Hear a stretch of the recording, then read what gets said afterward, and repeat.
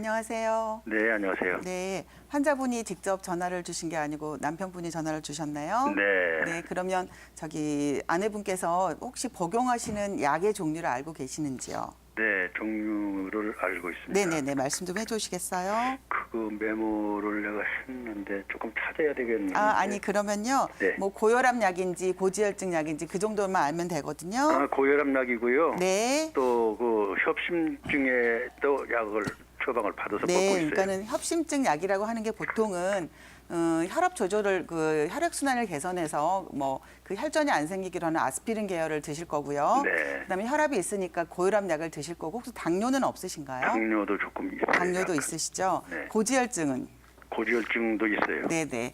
어떻게 보면 사실 협심증 약이라고 드시는 약들이 사실 금방 말씀드렸던 혈압약, 당뇨약, 고지혈증약 거기다가 조금 더 심하면 혈관 확장제라 그래서 니트로글리세린 계열을 드실 수가 있는데 사실 그 약을 드시는 거는 지금 현재 증상을 가지고 있는 뭐 숨이 차다거나 가슴이 아픈 증상을 치료를 하는 약은 아니세요. 네. 사실 그 약은 지금 협심증 진단을 받으셨지만 협심증이 조금 더 이게 관리가 안 돼서 갑자기 그 심장 혈관에서 혈전이 떨어져서 혈관을 막았을 때 일어나는 심근경색 같은 급성 심장 뭐 정지나 이런 거를 막기 위한 예방 차원의 약이지 네. 이거는 지금 어머니께서 지금 고생하시는 숨이 차다거나 그런 증상을 해결하는 약은 아니시거든요. 네, 그런 것 같아요. 네네네. 그래서 이제 이런 경우에 이제 보통은 협심증이나 이런 거를 양약을 드시고 계시니까 뭐 이렇게 그걸로 치료가 될 거라고 생각을 하시는데 그건 조금 오해시고요. 네. 이런 증상을 가지고 있는 거는 한방적으로 접근을 하셔서 네. 일단 치료를 하셔야 되는데 앞에서 원장님들이 이런 가슴이 아프고 가슴이 숨이 차고 이런 증상이 나타날 수 있는 여러 가지 원인 질환을 설명을 해주셨는데 혹시 들으셨나요? 네, 그 녹음 네네네. 같은 거 들었어요. 네네. 그래서 예상할 수 있는 게 물론 지금 이제 어머님이 편찮으신 협심증 때문에도 이런 증상이 올 수 있고 폐질환이라든지 아니면 또 이 소화는 잘 되시는지 모르겠는데 이 소화가 안 돼서 위에 뭔가가 꽉 차 있어서 이게 치받쳐서도 그러실 수가 있어요. 네.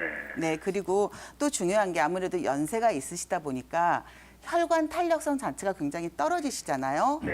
그러면서 이제 사람이 이렇게 운동을 하고 움직이게 되면 이게 혈액이 잘 이렇게 이 사지 말단으로 잘 이렇게 운행이 돼서 그게 돼야 되는데 아무래도 협심증을 갖고 계시는 분 같은 경우는 이게 심장 펌프력이 많이 떨어지셔서 예를 들면 보통 사람은 1분에 한 80ml 정도의 혈액을 이 심장에서 내보내야 되는데 네. 이 협심증이 있으신 분은 그거의 한 뭐 절반 정도밖에 밖으로 혈액을 못 내보내고 심장에 계속 우려할 상태로 갖고 계세요.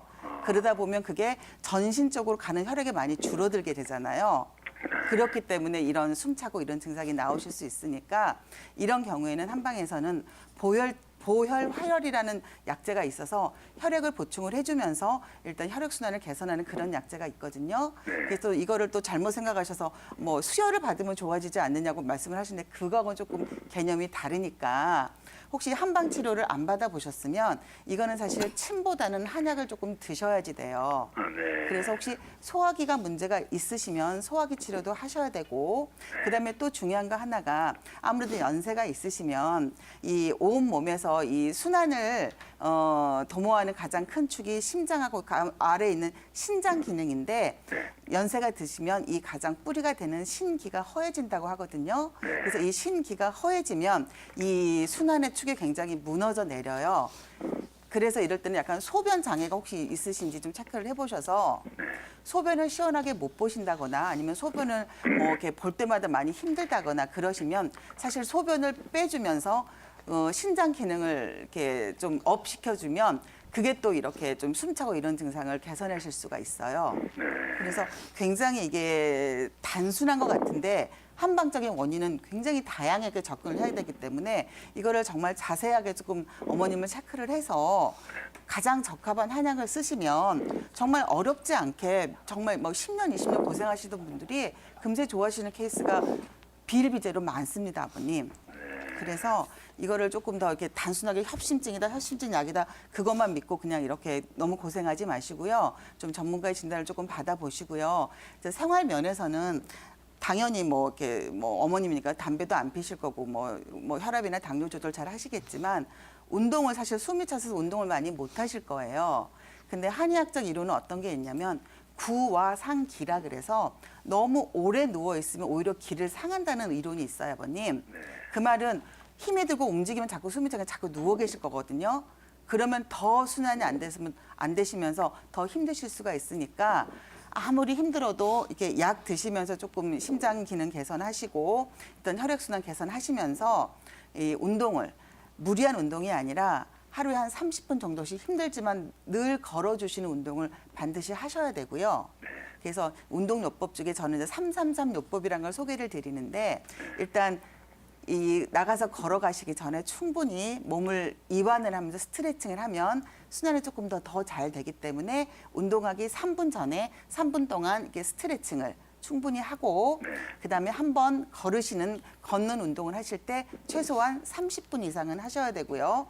그런 걷는 30분 이상 운동을 일주일에 3번 하는 333 운동요법 아버님이 기억을 하셨다가 어머님 혼자 나가시기 좀 힘드시면 아버님이 꼭 같이 그렇게 하시고 보니까 이게 지역은 어디 서울이십니까?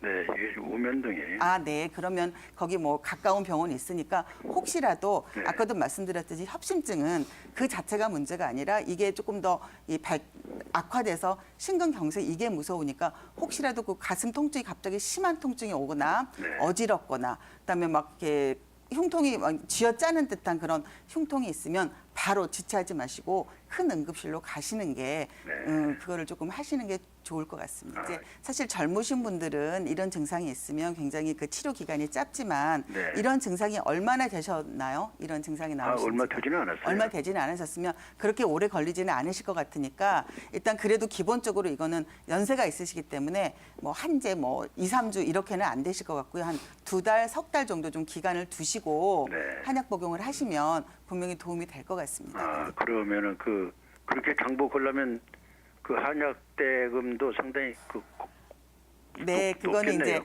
그 병원마다 뭐 개인적인 차가 있으니까 이거는 사실 이렇게 뭐 녹용 보약이나 이런 게 들어가는 게 아니고 치료제가 들어가기 때문에 그 비용 부담이 사실 보험이 안 돼서 그냥 양약보다는 물론 부담은 되겠지만 그렇게 뭐 많은 비용은 안 들 거라고 예상은 됩니다. 사람들이 뭐 기침에는 뭐가 좋고 이렇게 말씀하시는데 굉장히 주의해야 될 게 기침의 반화가 무조건 좋은 게 아니라 가래가 끼어 있는 기침에만 해당이 돼요. 그래서 노인성 해수처럼 마른 기침을 한다거나 그러면 그거는 절대 드시면 안 되고요.